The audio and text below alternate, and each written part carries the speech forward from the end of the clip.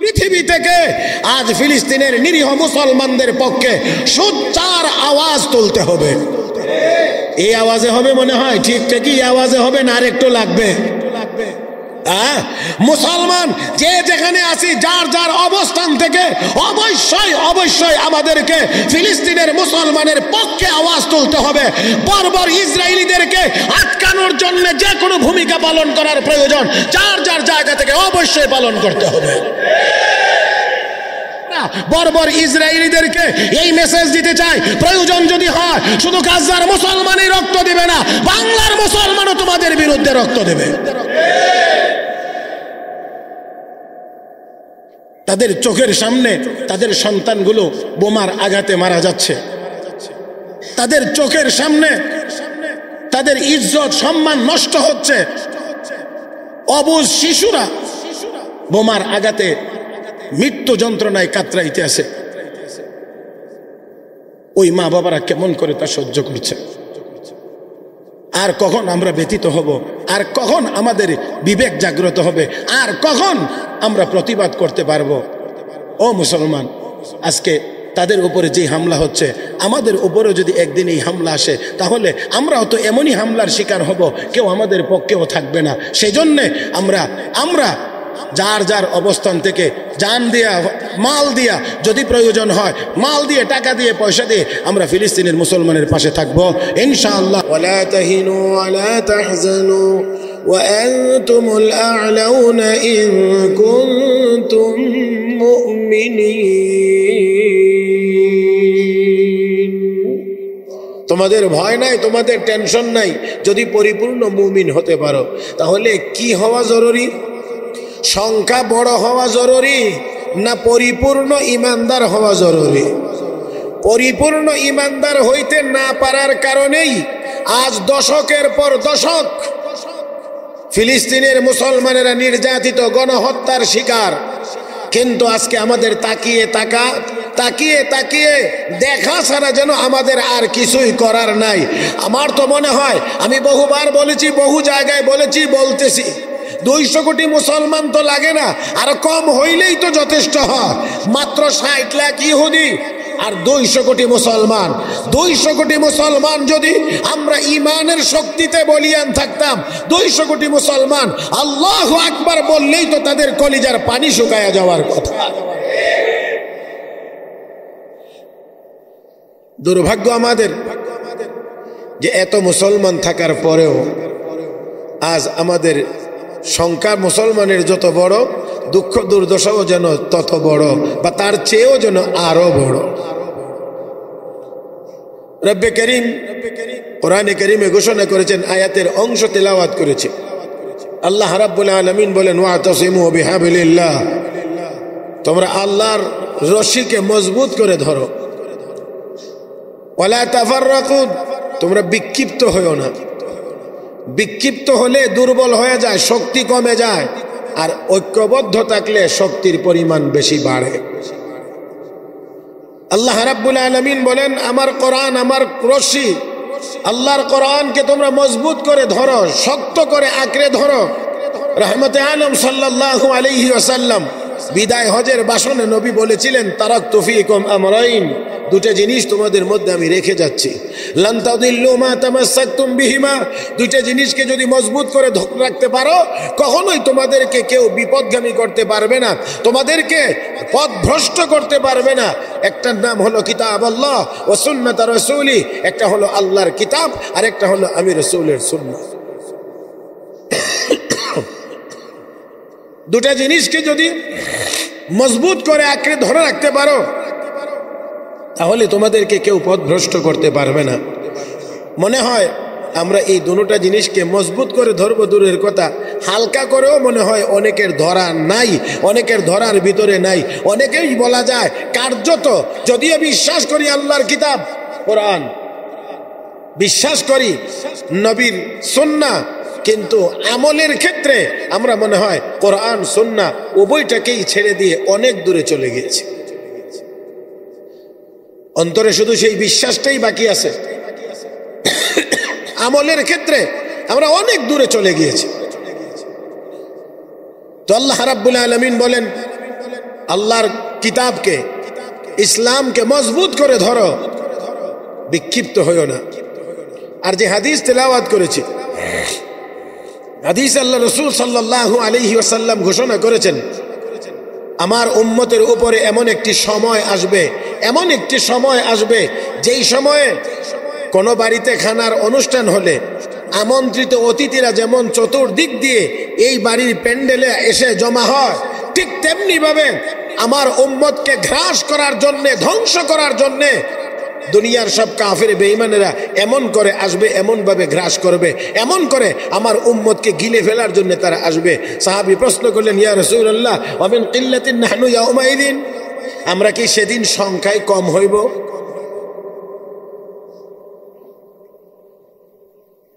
আমরা কি সেই দিন সংখ্যায় খুব কম হইব, এই জন্যে আমাদেরকে গ্রাস করবে? আল্লাহ নবী বললেন, লা বাল আনতুম ইয়াউমাইদিন কাসীর, সংখ্যায় কম হবে না, তোমরা সংখ্যায় অনেক বেশি হবে। যেমন আমরা এখন সংখ্যায় অনেক।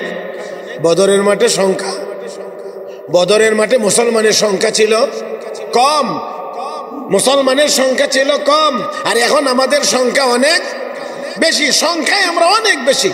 তো নবী বলছেন, লা বাল আনতুম ইয়াউমাইদিন কাসীর, ওই দিন তোমরা সংখ্যায় অনেক বেশি হবে, কিন্তু ওয়ালাকিন্নাকুম গুসাউন কাগুসাইস সাইল, আল্লাহর নবী বলেন তোমাদের অবস্থা হবে স্রোতের পানিতে ভেসে যাওয়া খড়খোটার মতো। স্রোতের পানিতে অনেক কিছুই ভেসে যায়, একটার সাথে আরেকটার কোনো যোগাযোগ থাকে না, সংযোগ থাকে না, বিক্ষিপ্ত, যার কারণে অনেক বড় জিনিসও স্রোতকে সামলাইতে পারে না, স্রোতের টানে ভাটির দিকে চলে যায়। তো আমাদের অবস্থাটাও দেখেন আল্লাহর নবীর হাদিসের সাথে যদি মিলাই, তাহলে আমার মনে হয় যে আমাদের অবস্থাটাও এখন ঠিক তেমনই একটা অবস্থায় গিয়ে দাঁড়িয়েছে।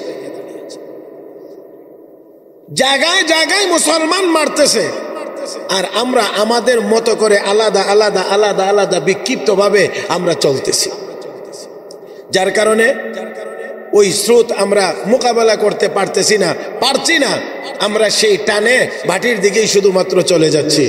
রাহমাতুল্লিল আলামিন নবী মুহাম্মদুর রাসূলুল্লাহ সাল্লাল্লাহু আলাইহি ওয়াসাল্লাম বলেন, এই বিক্ষিপ্ত হওয়ার কারণে, খড়খোটার মতো হয়ে যাওয়ার কারণে, ওয়ালা ইয়ানজিআন্নাল্লাহু মিন সুদুরি আদুবিকুমুল মাহাবাতা মিনকুম, শত্রুদের ভিতরে, মনের ভিতরে মুসলমানের প্রতি যে একটা ভয় ছিল, মুসলমান নাম শুনলেই যে তাদের ভিতরে একটা ভয় কাজ করত, এই ভয়টা তখন আর তাদের ভিতরে থাকবে না। আল্লাহ তখন এই ভয়টা তাদের ভিতর থেকে বের করে দেবে। তাহলে হাদিসের এই অংশ থেকে বোঝা যায় যে মুসলমানের নাম শুনলেই অমুসলিমরা ভয় পায়। মুসলমান, ঈমানওয়ালা মুসলমান নাম শুনলেই তারা ভয় পায়, কিন্তু নবী বলেন ভয়টা থাকবে না তখন, ভয়টা তখন থাকবে না। যেমন এখন ইসরায়েলের কোনো ভয় আছে বলে তাদের কার্যক্রমে মনে হয় না যে তাদের ভিতরে কোনো ভয় কাজ করে। আমরা সেই জায়গাতে নাই, এই জন্য তারা আমার মনে হয় ভয় করে না। আর না হয় যতটুকুই আওয়াজ হচ্ছে, এতটুকু আওয়াজের দ্বারা তাদের এই নারকীয় হত্যাযজ্ঞ কি থামছে না আরো বাড়ছে? থামছে না আরো বাড়ছে? আরো বাড়ছে, বাড়তেছে। তাহলে বোঝা গেল মুসলমান, এই শব্দটা মুসলমান জাতি, তাদের উপরে তাদের নাম শুনলে যে ইহুদিদের কলবের ভিতরে যে ভয় থাকার কথা ছিল, সেই ভয়টা মনে হয় তাদের ভিতরে এখন আর। বিশ্ব নবী বলেন, ওয়ালা ইয়াকযিফান্নাল্লাহু ফি কুলুবিকুমুল ওয়াহান, আর আল্লাহ তোমাদের ভিতরে, আমার উম্মত মুসলমানের কলবে ওয়াহান নামের একটা রোগ সৃষ্টি করে দিবেন। সেই রোগের সৃষ্টি হবে। সাহাবী আবার প্রশ্ন করলেন, ওয়ামাল ওয়াহানু ইয়া রাসূলুল্লাহ, ওগো নবী সেই ওয়াহান আবার কোন জিনিসের নাম? ওয়াহান কোন জিনিসের নাম? আল্লাহর নবী বললেন, দুই জিনিসের নাম। কয় জিনিস? দুই জিনিসের নাম। এক নাম্বার হুব্বুদ দুনিয়া, দুনিয়ার মহব্বত, দুনিয়ার ভালোবাসা। আজকে যদি লক্ষ্য করেন তাহলে মুসলমানদের মধ্য থেকে যেই পরিমাণ শক্তিশালী প্রতিবাদ বা জোরালো কোনো কার্যকরী ব্যবস্থা গ্রহণ করার দরকার ছিল, আমার মনে হয় এখনো আমরা মুসলমানেরা এমন কোনো কার্যকরী ব্যবস্থা গ্রহণ করতে পারি নাই। এই না পারার পিছনে কারণ কি? দুনিয়ার মহব্বত। কেউ চিন্তা করি গদি পাবো না, কেউ চিন্তা করি গদিতে থাকতে পারবো না। মুসলিম নেতাদের ভিতরে এটাই চিন্তা, হয়তো আমি গদিতে থাকতে পারবো না, আর না হয় আমি গদিতে উঠতে পারবো না, এই জন্যে কার্যকরী কোনো ব্যবস্থা গ্রহণ করা হচ্ছে না। 2 নম্বর, ওয়া কারাহিয়াতুল মাউত, আল্লাহর নবী বলেন মরণের প্রতি ভয়, মরণের প্রতি ভয়। তাহলে আগে যেই কথাটা বলেছি আর এখন একটা মিলান, দেখেন মিলাইলে এটাই গিয়ে দাঁড়াবে, ওই তো আমাদের চিন্তা হলো যদি কোনো কার্যকরী পদক্ষেপ নিতে চাই তাহলে আমাকেই মেরে ফেলবে, আমাকেই মৃত্যুবরণ করতে হবে, আমাকে হত্যা করা হবে। আরেকটা হলো দুনিয়া আমার ঠিক থাকবে না, গদি ঠিক থাকবে না, না হয় গদিতে আমি উঠতে পারবো না। এই কেবলমাত্র মরণের প্রতি ভয় আর দুনিয়ার মহাব্বতের কারণে আজ কার্যকরী ভূমিকা পালন করা যাচ্ছে না। তবে মুসলমান, আমার মনে হয় পুরা মুসলিম উম্মাহকে এখন জাগ্রত হওয়ার একেবারেই উপযুক্ত সময় এসেছে। এখনো যদি আমাদের বিবেক জাগ্রত হয় না, এখনো যদি আমাদের ঈমানি চেতনা জাগ্রত হয় না, তাহলে মনে রাখতে হবে যারা আজকে নিজেদেরকে নিরাপদ মনে করছি, আগামীতে আমরাও কেউ নিরাপদে থাকতে পারবো না, আগামীতে আমরাও কেউ নিরাপদে থাকতে পারবো না। এই হামলা একদিন আমাদের উপরেও হতে পারে। ও মুসলমান, সেই জন্য আসুন, বিশ্ব নবী রাহমাতুল লিল আলামিন অপর হাদিসে ঘোষণা করেছেন, আল মুমিনু কাজাসাদিন ওয়াহিদ, গোটা ইমানদার, গোটা মুসলমান, গোটা মুসলিম উম্মাহ একটা দেহের মতো। তো একটা দেহের একটা অঙ্গ যদি রোগে আক্রান্ত হয় তাহলে অন্যগুলো আরামে থাকে না, অন্যগুলো আরামে থাকে না। কি অসুবিধা? একজনকে জিজ্ঞেস করেন, ভাই কি সমস্যা, আপনারা খুব অস্থির দেখা যায়, গো ভাই মাথা প্রচন্ড ব্যথা। তো মাথায় এনে ব্যথা, বাকি শরীরে তো ব্যথা নাই, কিন্তু মাথার ব্যথার কারণে বাকি শরীরটা কি আরামে আছে? পায়ের নিচে একটা কাঁটা বিদ্ধ হয়েছে, পায়ের নিচে একটা কাঁটা বিদ্ধ হয়েছে, ব্যথা করতেছে, এতে করে কি শুধু পায়ে আঘাত পাওয়ার কারণে বাকি শরীরটা আরামে আছে, না পায়ে ব্যথা পাওয়ার কারণে সারাটা শরীরই অশান্তির মধ্যে পড়ে গেছে, সারাটা শরীরই অশান্তির মধ্যে? এক কথায় শরীরের যে কোনো অঙ্গে যদি ব্যথা থাকে সারাটা শরীর যেমন ব্যথিত, মুসলমান একজন লা ইলাহা ইল্লাল্লাহ মুহাম্মাদুর রাসূলুল্লাহ এই কালেমাওয়ালা মুসলমান একজনও যদি পৃথিবীর যে কোনো প্রান্তে যদি বিপদগ্রস্ত হয়, কষ্টের মধ্যে পড়ে, তাহলে অন্যান্য মুসলমানও সমপরিমাণ কষ্টের অনুভূতি তার মধ্যে থাকতে হবে। মুহতারাম মুসল্লিয়ান কিরাম, আল্লাহ রাব্বুল আলামিন আমাকে আপনাকে এই দুনিয়াতে প্রেরণ করেছেন, দুনিয়াতে আমরা থাকতে পারবো না, আর মৌতের হাত থেকে আমরা কেউ বাঁচতে পারবো না। দুনিয়া থাকার জায়গা না, মরণের হাত থেকে বাঁচার কোনো ব্যবস্থা নাই। এই জন্যে মুমিন মৌতকে ভয় করার কথা না, মুমিন ঈমান নিয়ে মরতে পারবে কিনা সেই চিন্তা করার কথা, যে আমি আমার ঈমান নিয়ে মরতে পারবো কিনা। মুমিন চিন্তা করবে সেটা, মরতে হবে এটা নিয়ে মুমিনের চিন্তা হওয়ার তো কথা না, কারণ মরতে তো হবেই। আপনি চাইলেও মরবেন, না চাইলেও মরবেন, নাকি? চাইলেও মরবেন, না চাইলেও মরবেন, মরতে তো হবেই।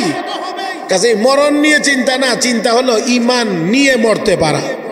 কারণ ঈমানের সাথে যদি মৃত্যু হয় তাহলে পরকালীন জগৎ সবটাই সফল। আর যদি ঈমান না থাকে, ঈমান নিয়ে যদি মৃত্যুবরণ করা না যায়, তাহলে আপনি দুনিয়াতে হাজারো সম্পদের মালিক হয়ে যদি থাকেন না কেন, এর দ্বারা আপনার বিন্দু পরিমাণ কোনো উপকার হবে না, কোনো কাজে আসবে না। মুহতারাম হাজিরিন, সেই জন্য বলছি 2টা রোগের নাম মহান। 1 নাম্বার হলো হুব্বুদ দুনিয়া, দুনিয়ার মহাব্বত, আর একটা হলো কারাহিয়াতুল মাউত, মৌতের প্রতি অনীহা বা মৌতের প্রতি ভয়। লক্ষ্য করলে আমরা দেখব সাহাবায়ে কেরাম রিদওয়ানুল্লাহি তাআলা আলাইহিম আজমাইন, তাদের কলবের ভিতরে না দুনিয়ার মহাব্বত ছিল, না মরণের প্রতি কোনো ভয় ছিল, যার কারণে সংখ্যায় কম হওয়ার পরেও তাদেরকে কেউ ঠেকায় রাখতে পারে নাই, তাদের মোকাবেলায় কেউ বিজয়ী হতে পারে নাই। সাহায্যের যখন প্রয়োজন হয়েছে, সাহায্য করেছেন কে? আরেকটু মহব্বতে বলতে হবে, সাহায্য করেছেন কে? আল্লাহর সেই সাহায্যের ঘোষণা কি এখনো নাই, না আছে? রব্বে করিম তো বলেছেন, তোমাদের ভয় নাই, তোমাদের টেনশন নাই, ওয়া আনতুমুল আলাউন, বিজয়ী তোমরা হবে। কার ঘোষণা? বিজয়ী তোমরা হবে। কার ঘোষণা?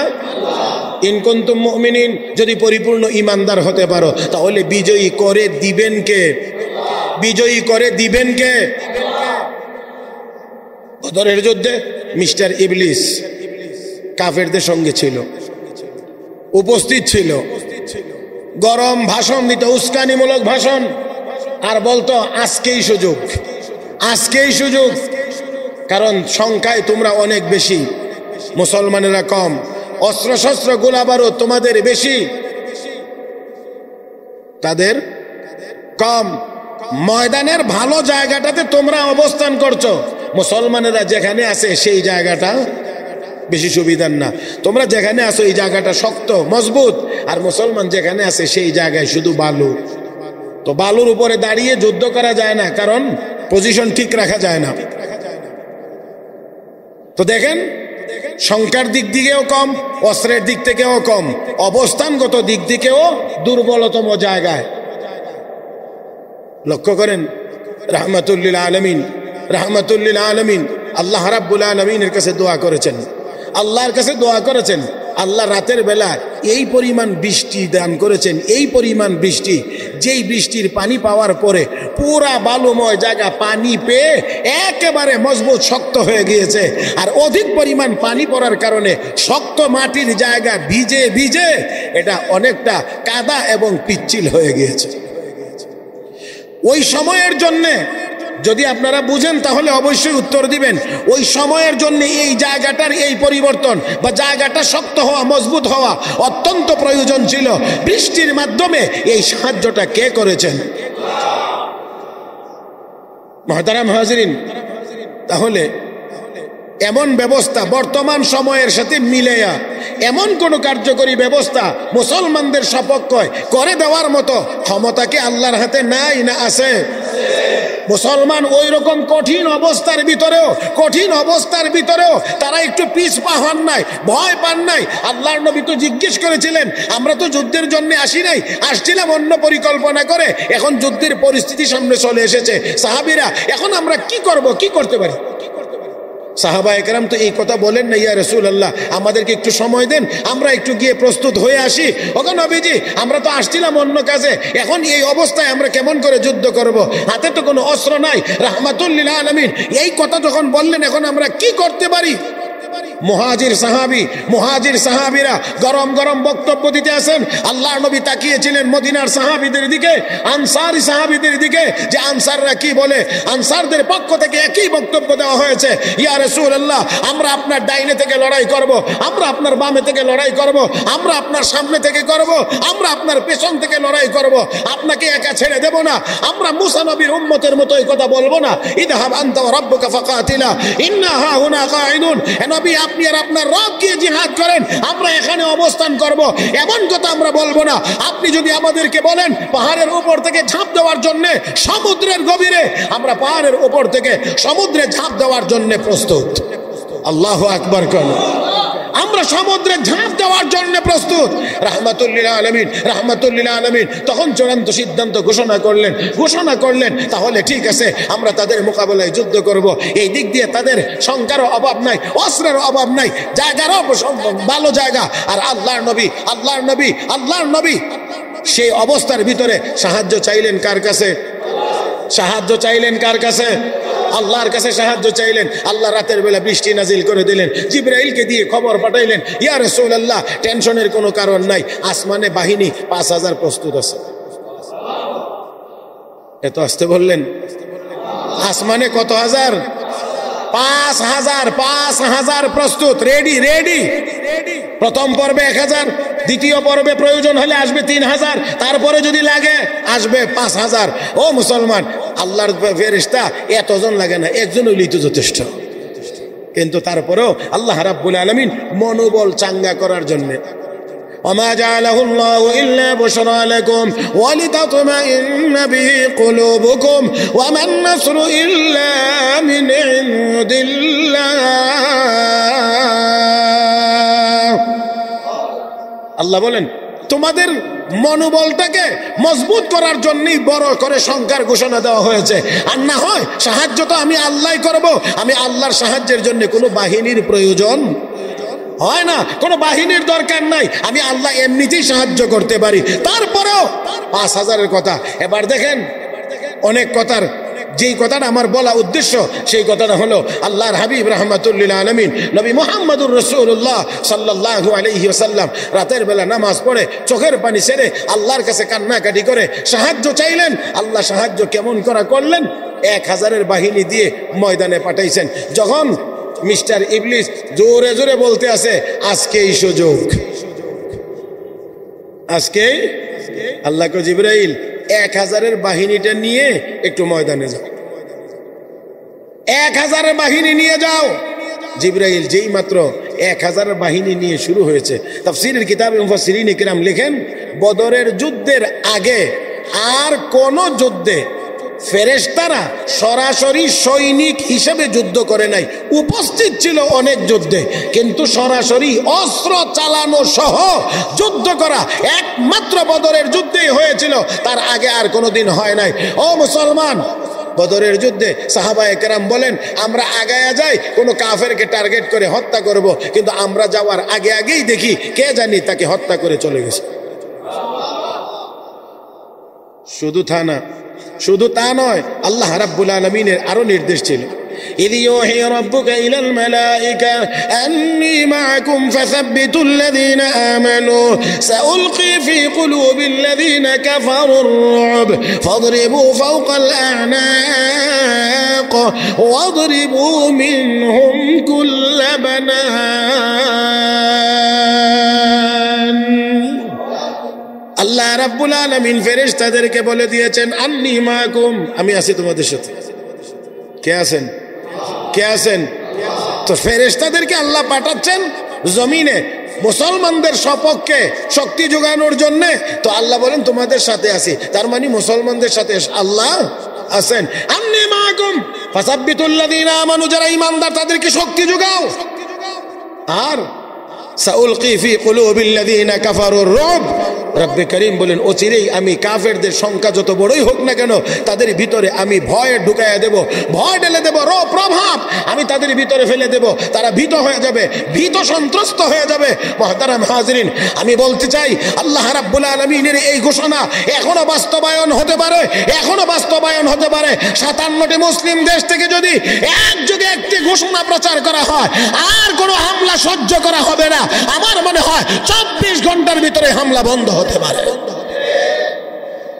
কিন্তু ঘোষণাটা তো হওয়া লাগবে, হওয়ার মতো। আর উপর দিয়ে বললাম, ভিতরে ভিতরে আবার সেটা বুঝাইতে পারছি কিনা জানি না। উপর দিয়ে কিছু কিছু বললাম আর ভিতর দিয়ে হাত মিলাইয়া রাখলাম, এমন ঘোষণা হইলে তো হবে না।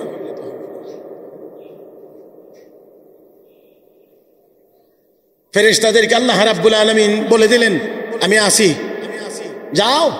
আর শুরু যখন করবা যুদ্ধ, জীবনে তো কোনোদিন যুদ্ধ করো নাই, তো ফাদরিবু ফাওকাল আনাক, শিখিয়ে দেই আমি আল্লাহ নিজেই অস্ত্র আঘাত করবা কোথায়। আল্লাহ রাব্বুল আলামিন বলেন ফাদরিবু ফাওকাল আনাক, ঘাড়ে মারবা প্রথম। কে শিখিয়ে দিতেছেন? ঘাড়ে মারবা আগে, তো মারলে পড়বে মাটিতে, তারপরে ওয়াদরিবু মিনহুম কুল্লা বানান, জোড়ায় জোড়ায় মারবা। রব্বে করিম বলে দিয়েছেন ফেরেশতাদেরকে শরীরের জোড়ায় জোড়ায় তরবারের আঘাত। এই জন্য আল্লামা বদরুদ্দিন আইনি রহমতুল্লাহি আলাইহি বুখারী শরীফের ব্যাখ্যা গ্রন্থ উমদাতুল কারির ভিতরে লিখেছেন যে বদরের যুদ্ধে যেই 70 জন কাফের মারা গিয়েছিল তাদের দেহের উপরে জরিপ করে দেখা গেছে তাদের শরীরের এমন কোনো জোড়া নাই যেই জোড়ায় ফেরেশতাদের তরবারির আঘাত নেই। কারণ ফেরেশতারা আল্লাহর হুকুম অমান্য করে না, করবে না, কাজেই যা বলা হয়েছে তাই করছে। এই জন্য তাদের শরীরের সব জোড়ায় জোড়ায় তরবারির আঘাত ছিল, তরবারির আঘাত ছিল, কারণ নির্দেশটা আল্লাহর, আর এই নির্দেশটা পালন করেছে ফেরেশতারা। লা ইয়াসুনাল্লাহ মা আমারাহুম, ফেরেশতারা আল্লাহর হুকুম কখনোই লঙ্ঘন করে। আমার ভাইয়েরা, তো আল্লাহ রাব্বুল আলামিনের এই সাহায্য, ফেরেশতার এই বাহিনী যখন নামতে শুরু করেছে, মিস্টার ইবলিস বক্তা, যিনি অত্যন্ত জোরালো বক্তব্য এতক্ষণ দিচ্ছিল, যে সেই লোকটি কোরআনের ভাষায় নাকাসা আলা আকিবাই, পিছনে গোটো ব্যাক, পেছন দিকে এবার দৌড়াইতে শুরু করছে। তারা কি ব্যাপার, এত সুন্দর বক্তৃতা দিলেন, এত গরম বক্তব্য দিলেন, জ্বালাময়ী বক্তব্য দিলেন, এখন যান কেন? ইন্নী আরা মা লা তারাউনা, আমি যা দেখি তোমরা তা দেখো। বুঝেন নেই? আমি যা দেখি তোমরা তা, সে কি দেখে? দেখে ফেরেশতার বাহিনী নামতে আছে, বিপদ একেবারে নিকটে। এই জন্য ইন্নী আরা মা লা তারাউনা, আমি যা দেখি তা তো তোমরা দেখো না। তার মানে সোজা কথা হইলো, এখন তোমরা মার খাও, আমি জান বাসাই।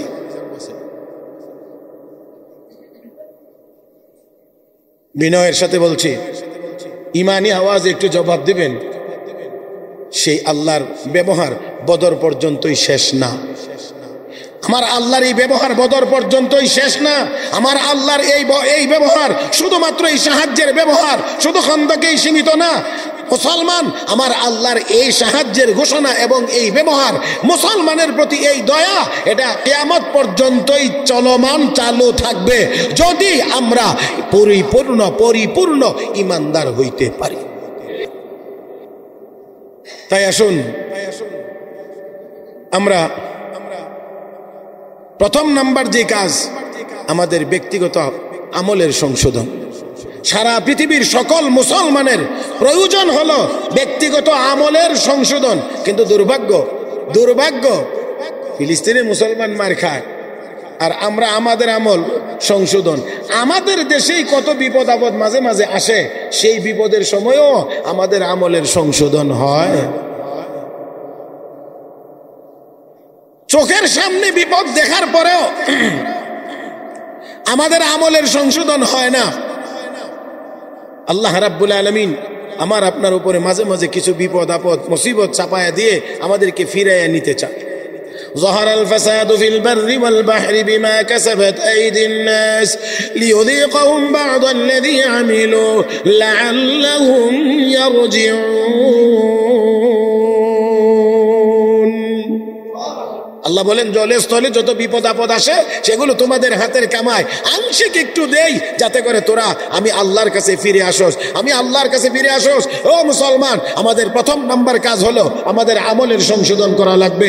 আর 2 নাম্বার হলো সারা পৃথিবী থেকে আজ ফিলিস্তিনের নিরীহ মুসলমানদের পক্ষে সোচ্চার আওয়াজ তুলতে হবে। এই আওয়াজে হবে মনে হয় ঠিকই আওয়াজে হবে না, আর একটু লাগবে। মুসলমান যে যেখানে আছি, যার যার অবস্থান থেকে অবশ্যই আমাদেরকে ফিলিস্তিনের মুসলমানের পক্ষে আওয়াজ তুলতে হবে। বর্বর ইসরায়েলিদেরকে আটকানোর জন্য যে কোনো ভূমিকা পালন করার প্রয়োজন যার যার জায়গা থেকে অবশ্যই পালন করতে হবে। আমার ভাইয়েরা, আমি আপনাদেরকে বিনয়ের সাথে বলছি, আজকে মুগদা থানা ইমাম উলামা পরিষদের পক্ষ থেকে মিছিলের কর্মসূচি আছে 5 জমা। হায়দার আলী স্কুল মাঠ থেকে শুরু হবে, তারপরে এটা ওয়াসা রোড হয়ে মানিকনগর দিয়ে ইনশাআল্লাহ প্রদক্ষিণ করবে। যাবেন তো? ইনশাআল্লাহর আওয়াজ সব জবানে এখনই বেরিয়েছে না। যাবেন তো ইনশাআল্লাহ? আমরা আমাদের সামর্থ্য অনুযায়ী আমরা আমাদের যতটুকু দেখানোর ততটুকু তো আমরা দেখাইতে পারি। বাকিটার জন্য আল্লাহর কাছে দোয়া করব, আল্লাহ যেন তাদেরকে এই জুলুমের হাত থেকে নিরাপত্তা দান করেন। আমার মনে হয় সারা পৃথিবীর মুসলমান এখন আর ঘরে বসে থাকার কোনো সুযোগ নাই।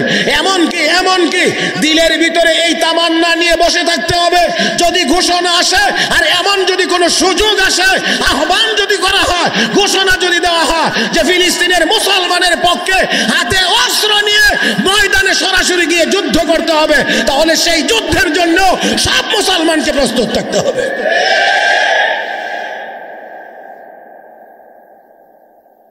আমার ভাইয়েরা, সেজন্য আজকের কর্মসূচি সফল করার জন্য আমি সকলকে উদাত্ত আহ্বান জানাচ্ছি। আর বাংলাদেশের সর্বস্তরের উলামা ইকরামের পক্ষ থেকে সর্বস্তরের মুসলমানদেরকে একটি বিশেষ দাওয়াত দেওয়া হচ্ছে। আপনারা অবশ্যই জানেন আগামীকালকে একটি জাতীয় কর্মসূচি আছে, March for Gaza. March for Gaza একটা ঘোষ কর্মসূচি আছে, যেখানে দেশের সর্বস্তরের ওলামায়ে কেরাম, শীর্ষস্থানীয় ওলামায়ে কেরাম উপস্থিত থাকবেন। আগামীকাল বিকাল 3টা শাহবাগ থেকে মানিক মিয়া এভিনিউ পর্যন্ত, মানিক মিয়া এভিনিউ পর্যন্ত মিছিল চলবে। আমার ভাইয়েরা, সকল মুসলমানের উচিত হবে এই মিছিলে অংশগ্রহণ করা। এই মিছিলে অংশগ্রহণ করার মাধ্যমে আমরা বর্বর ইসরায়েলিদেরকে এই মেসেজ দিতে চাই, প্রয়োজন যদি হয় শুধু গাজার মুসলমানই রক্ত দেবে না, বাংলার মুসলমানও তোমাদের বিরুদ্ধে রক্ত দেবে।